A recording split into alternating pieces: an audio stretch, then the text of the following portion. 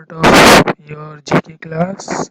So we discuss about some other topic related GK. The first topic is proper disposal of waste.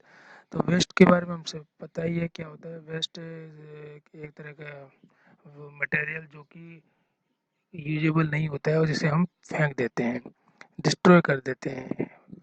तो उसको क्या कहते हैं, फेंकने से अ, कुछ हार्मफुल जो उसमें टॉक्सिस होते हैं तो वो नुकसान पहुंचाते हैं, इसलिए उसको डिस्ट्रॉय या अनवांटेड उनको क्या कहते हैं,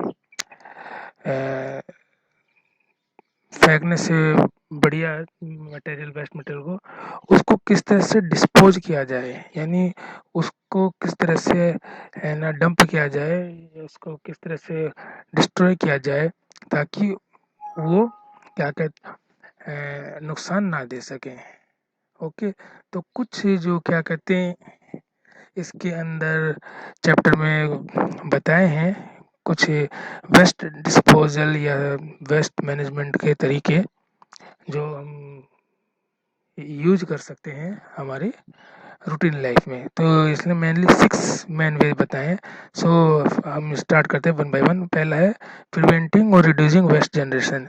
प्रिवेंटिंग मीन्स और रिड्यूस करना वेस्ट जनरेशन को, यानी कि जो अननेसेसरी प्रोडक्ट है जो कि क्या कहते हैं वो यूजेबल नहीं है, उसको क्या कहते हैं इग्नोर करें हम, ठीक है। और अगर उसको यूज करते हैं तो उसको डिस्पोज भी कर सकते हैं, इस तरह का वो प्रोडक्ट हो, ठीक। ओके, नेक्स्ट आता है रिसाइकल। रिसाइकल का मीन्स होता है मीन्स होता है जो वेस्ट है उसको हम किसी यूजेबल फॉर्म में प्रोडक्ट उसका बना सकें। जैसे कि हम कई बार ऐसे कुछ डब्बे होते हैं या प्लास्टिक कैंस हो, मेटल कैंस होती हैं या प्लास्टिक के डब्बे ऐसे होते हैं जो हम उन्हें यूज करते हैं और फेंक देते हैं। ओके, लाइक योर जो पाउडर है हम यूज करते हैं तो उसका डब्बा हम फेंक देते हैं, तो उस डब्बे को हम यूज कर सकते हैं एज ए पेन होल्डर बना सकते हैं उसका। तो वो क्या कहते हैं रिसाइकलिंग होता है, ठीक है। Paper, glass, aluminium, plastic can वगैरह रिसाइकल किए जा सकते हैं। और जो रिसाइकलिंग है ये एक इन्वायरमेंटली इको फ्रेंडली से तरह हो सकता है, तो इसे रीयूज किया जा सकता है। और वो नेचर में भी क्या कहते हैं उसको हार्मफुल नहीं होता है। उसके बाद आता है इंसिनरेशन। इंसिनरेशन मीन्स जो क्या कहते हैं वेस्ट है उसको क्या कहते हैं कंप्यूज कर सकें, यानी बेस कंपोनेंट है उनको जनरेट कर सकें, तो उनको हम इस तरह से कंप्यूज कर सकें, जला सकें कि वो जनरेट उसकी जो हीट हो तो वो एनर्जी में डेवलप हो, और एनर्जी में डेवलप हो तो वो उस एनर्जी क्या कहते हैं काम आ सके। तो गैस और inert gas are common by product. Okay, तो कुछ ऐसे मटेरियल्स होते हैं जो कि यूज हो सकते हैं। नेक्स्ट हम आते हैं कंपोस्टिंग। कंपोस्टिंग मीन्स कि जब को जो ऑर्गेनिक वेस्ट वगैरह होते हैं, जो ऑर्गेनिक इन नेचर होते हैं वेस्ट, उनको हम जो कंपोस्ट कर सकें सॉइल में, जो कि लॉन्ग टाइम में क्या कहते हैं लॉन्ग टाइम पीरियड के लिए वो यूज हो सकते हैं, उनको क्या कहते हैं as a nutrients rich compost हो सके, जैसे प्लांट मैन्योर के लिए, ठीक है ना। कुछ ऐसे कुछ पार्ट होते हैं वेस्ट के, जैसे बायोलॉजिकल प्रोसेसिंग हो, प्रोसेस हो, जो कंज्यूमर ये क्या कहते हैं स्लो हो, प्रोसेसिंग स्लो होती है and significant amount of land, biological processing tremendous improve the fertility of the soil. तो ये जो क्या कहते हैं इस तरह के जो कंपोस्ट कर रहे हैं जो वेस्ट होते हैं, तो वो सोयल की फर्टाइल फर्टिलिटी है उसको क्या कहते हैं इम्प्रूव करते हैं। सैनिटरी लैंडफिल नेक्स्ट है। तो सैनिटरी लैंडफिल ये जैसे कि डंपिंग यार्ड होते हैं हमारे, तो वहाँ पे जो डंप करते हैं वेस्ट को, तो उनका क्या कहते हैं उसको उधर इस तरह से उसको प्रिपेयर किया जाता है बेस को, जो कि क्या कहते हैं वहाँ पे उस सामान को वेस्ट को डंप किया जा सके, और डंप करने के बाद उसको फिर ऊपर से क्या कहते हैं वेस्ट ग्राउंड कर देते हैं, क्या कहते हैं पानी से नहीं तो क्या कहते हैं मिट्टी से उसको एकदम से ही बंद कर दें, सेपरेट कर दें, ताकि वो टॉक्सिक केमिकल है वो अंदर ही अंदर जो क्या कहते हैं डंप होता रहे। और ये क्या कहते हैं डंपिंग जो सेंट्रल लैंडफिल है ये हम वाटर के अंदर भी कर सकते हैं, लेकिन वो उस क्या कहते हैं यूजेबल नहीं हो। ओके। सॉइल है, सॉइल तो ये है कि डंपिंग के लिए सबसे बढ़िया है, जो कि बाहर एरिया में बड़ी सिटीज़ होती हैं जहाँ डंपिंग यार्ड होते हैं वहाँ क्या करते हैं कि सॉइल लैंडफिल है वो सैनिटरी लैंडफिल ज़्यादा यूज़ किया जाता है, ताकि वो है हार्मफुल ना हो प्लेस के लिए और पब्लिक के लिए। डिस्पोजल इन ओशियन या सी, जो कुछ ऐसे रेडियो एक्टिव नेचर होते हैं वेस्ट, जो रेडियो एक्टिव होते हैं नेचर में, जो कि हर तरीके से जो ह्यूमन पार्ट है उसको नुकसान देते हैं, तो वो जो वेस्ट होते हैं उनको ह्यूमन हैबिटेट की एक्टिविटी से बचाने के लिए जो सॉइल ओशियन या सी है वहाँ पे डंप किया जा सकता है। बस क्या कहते हैं, और इसका जो नुकसान है ये ये है कि वो जो रेडियो एक्टिव होता है अगर जो एक्वेटिक लाइफ है उनको नुकसान दे सकता है। तो कुछ ये इसमें तरीके हैं, जो तरीके वेस्ट मैनेजमेंट का है या कंट्रोल वेस्ट का है वो तरीका जो हम हमारे घर में भी यूज कर सकते हैं। तो इसमें मेनली जैसे कि कंपोस्टिंग है, रिसाइकलिंग है। ओके। तो हम वेस्ट का जो यूजेबल है जिनको यूज किया जा सकता है उनको हम इस तरह से यूज कर सकते हैं। नेक्स्ट हमारा पार्ट है conservation movement and group. Conservation movement and group यानी कि जो पर्यावरण संरक्षण के लिए, जैसे कि चाहे वाइल्ड लाइफ है या फॉरेस्ट है, उनको इंटरनेशनल और लोकल लेवल पे जो ऑल ओवर द वर्ल्ड में कंट्रीज में उनको क्या कहते हैं बचाने के लिए कुछ गतिविधियां होती हैं, मूवमेंट होते हैं, और उन मूवमेंट को क्या कहते हैं हैंडल करने के लिए ग्रुप बनाए जाते हैं। तो उसी के बारे में इसके अंदर बताया गया है। तो सबसे पहले है मोंक कम्युनिटी फॉरेस्ट, जो कंबोडिया में मोंक कम्युनिटी फॉरेस्ट है, जो कि बुद्धिस्ट मोंग होते हैं जो प्रोटेक्टिंग द फॉरेस्ट एरिया। तो जो फॉरेस्ट एरिया है उसको क्या कहते हैं प्रोटेक्ट करते हैं। और इसलिए इनको क्या कहते हैं 2010 में इनको अवार्ड, प्रेस्टिजियस अवार्ड इनको दिया गया था, जो सेलिब्रेट हुआ था outstanding community effort to conserve biodiversity and reduce poverty. तो जो कि बायोडिवर्सिटी और पोवर्टी रिड्यूस करने के लिए ये इनको एक अवार्ड दिया गया था मोंग कम्युनिटी को। और हर साल 25 सच प्राइजेस अवार्डेड होते हैं इनके। तो हर एवरी 2 इयर्स 25 अवार्ड ये दिए जाते हैं। ओके। उसके बाद आता है island of river Brahmaputra host many species of endangered turtles. तो जो ब्रह्मपुत्र रिवर है वहाँ पे जो कुछ टर्टल हैं जो स्पीसीज हैं स्पेशल टाइप की जो रेयर मिलती हैं, तो वो क्या कहते हैं उनको क्या कहते हैं स्पीसीज है उनको बचाने के लिए ब्रह्मपुत्र में ये मूवमेंट हुआ है। The killing of adult female freshwater turtle and incident catch of breeding adult have created pressure on the freshwater turtle population। तो जो टर्टल्स हैं उनको बचाने के लिए वहाँ पे फ्रेश वाटर जो है उनको रखा जाता है फ्रेश वाटर में, ताकि उनकी पॉपुलेशन है उनमें बच सके। C2 conservation of endangered fresh water turtle through community participant. और C2 है एक मूवमेंट ग्रुप है जो कि fresh water turtle endangered community participate करती है।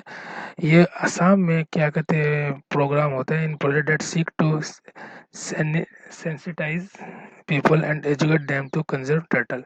तो वहाँ पर पीपल्स हैं उनको बताया जाता है कि किस तरह से जो क्या कहते हैं टर्टल है जो कि उनकी स्पीसीज है उसको किस तरह से कंजर्व किया जा सके एंड ये जो कंजर्वेशन मूवमेंट है इसका ना हेल्ड होल्ड करने के लिए रफर्ड स्मॉल ग्रांट फॉर कंजर्वेशन इसको क्या कहते हैं प्रीफर करते हैं।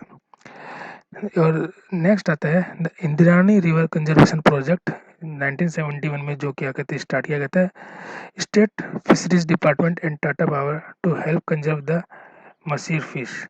तो एक मसीर फिश है जो स्पीसीज है फिश की उस फिश को बचाने के लिए फिशरी डिपार्टमेंट और टाटा पावर उन्होंने इंद्रायणी रिवर कंजर्वेशन प्रोजेक्ट तैयार चलाया था 1971 में जो कि स्पेशल इस फिश को क्या कहते हैं बचाने के लिए कंजर्व करने के लिए किया गया था। ये फिश है रिवर 1970 के बाद ये कभी दिखी नहीं गई थी। क्यों? क्योंकि वाटर पोल्यूशन के कारण जो ये फिश या तो स्पीसीज इनकी डेवलप नहीं हुई या ये खत्म हो गई। तो ये प्रोजेक्ट अभी 2010 तक चलाया गया है अभी जो कि इस फिश को वापस से उसी रिवर के अंदर लाया गया यानी जो कि वहाँ पे इस फिश की जो स्पीसीज है वो देखने को नहीं मिली तो उसी रिवर में इस फिश को लाया गया है 2010 तक जो प्रोजेक्ट चला है। नेक्स्ट कंजर्वेशन में आता है restoring Yangtze River and watershed through scaling up agroforestry technology for resilience to climate change and improving livelihood for the communities is a project funded by Rwanda Green Fund with UK Department for International Development। तो UK department for international development है Rwanda green fund तो उसने ये क्या कहते हैं कि agro forestry technology है ये क्या कहते हैं क्लाइमेट चेंज हुआ है उसके कारण ये इसको डेवलप किया है। ठीक है रवांडा में अफ्रीका जो है 4815 ग्रीन जॉब्स जो है यहाँ प्रोवाइड की गई। The project benefit the community by increase agriculture productive by curbing soil erosion. तो इसका बेनिफिट ये है कि सॉइल इरोजन के थ्रू ये क्या कहते हैं एग्रीकल्चर प्रोडक्टिविटी है ये क्या कहते हैं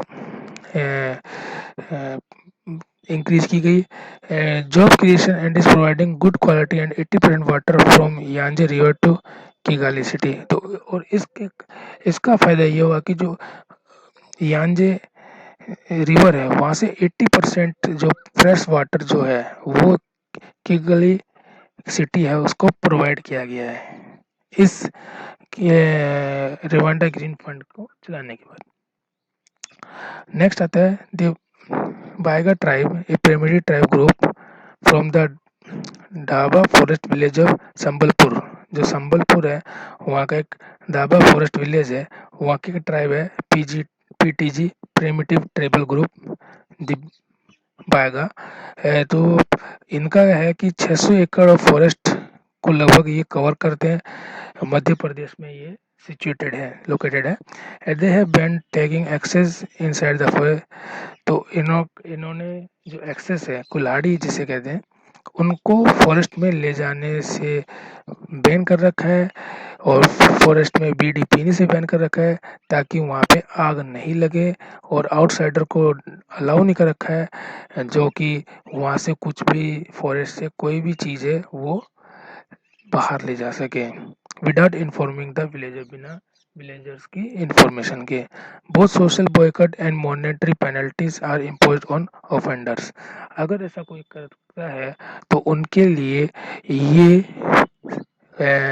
पेनल्टी लगा देते हैं। These step have rejuvenated water bodies and saved many trees from fire. तो ये जो क्या कहते हैं स्टेप्स यहाँ जो है कंजर्वेशन कर रखा है ताकि जो वाटर है वाटर बॉडीज है और फॉरेस्ट ट्रीज है उनको सेव कर दें। और ऐसा ही है कि अगर हमारी लाइफ में पेड़ पौधे हरियाली नहीं होगा तो बारिश नहीं होगी पानी नहीं होगा और ये हमें पेड़ पौधे हमें फल फ्रूट वेजिटेबल्स सब देते हैं। उसके साथ साथ इम्पोर्टेंट ये है कि हमें ये ऑक्सीजन, फ्रेश एयर ऑक्सीजन देते हैं, जो कि हम ब्रीथ के लिए यूज़ करते हैं। सो हमें भी कंज़र्वेशन करना चाहिए, हमें भी क्या कहते हैं इनका ध्यान रखना चाहिए। और इंडिया में लगभग 11% बायोडाइवर्सिटी प्लांट पाए जाते हैं, आपको पता होना चाहिए। नेक्स्ट हमारा जो आता है एनवायरनमेंट कैलेंडर। एनवायरनमेंट कैलेंडर जिस तरह से हमारे ये साल में त्योहार आते हैं, जिन त्योहारों को हम जानते हैं, दिवाली, होली, जो भी त्योहार हैं, फेस्टिवल्स हैं, उनकी डेट होती है और वो किस और क्या कहते हैं, कुछ ऐसे-ऐसे ओकेज़न होते हैं जिनकी डेट होती है। उसी तरह से कुछ एनवायरनमेंट कैलेंडर है कि किस दिन कौन-सा एनवायरनमेंट डे क्या कहते हैं असाइन किया गया है और उस दिन वो सेलिब्रेट किया जाता है। तो कुछ इसमें दे रखे हैं जैसे world wetland day, national science day, world forestry day, metrological day, health day, heritage day, earth day, no tobacco day, environment day, population day, Hiroshima day, ozone day, consumer day, world habitat day, animal welfare day, wild life week, international day of natural disaster reduction, Bhopal tragedy day. तो ये कुछ days हैं जिन जो कि क्या कहते हैं government ने असाइन कर रखे हैं एज ए एनवायरनमेंट डे। तो ये डे और इनकी डेट आगे दी हुई है और उनके कुछ सिंबल्स दिए हुए हैं, ये जो हमें नज़र आ रहे हैं। तो ये क्या कहते हैं इन डेट में ये बनाए जाते हैं। So student, this is the sum topic about your related subject. So keep watching, stay safe, have a nice day. Okay, goodbye.